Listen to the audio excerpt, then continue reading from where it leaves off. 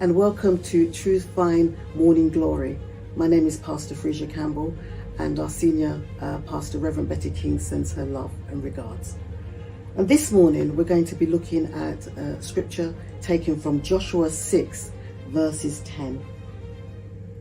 And I'm reading from the NLT version. It says, "Do not shout, do not even talk. Joshua commanded, not a single word from any of you until I tell you to shout. Then shout."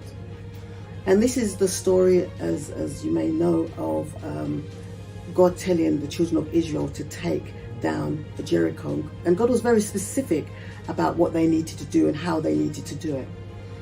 And God is a very specific God. Sometimes he gives us specific instructions about what we should do and how we should walk. And for the children of Israel, God told them that they had to walk around Jericho 6 times in silence.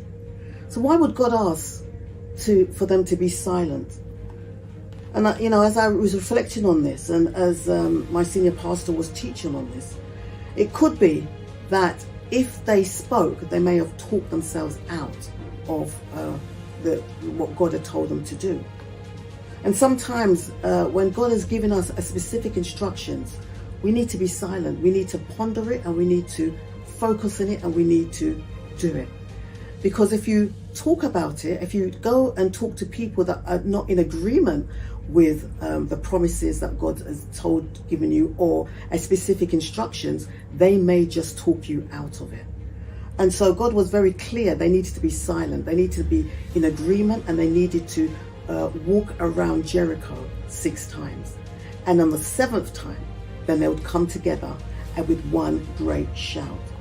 My pastor says, when you're taking land, you need to be in agreement. And when God has given us a promise, it's important to know who to share the promises with. You need to share the promises with people that will come in agreement with you, that will come and back you up 100%. Because there's some people that doesn't know your vision, and some people may not even understand the vision, the promises that God has given you. And they may look at it from their perspective and talk you out.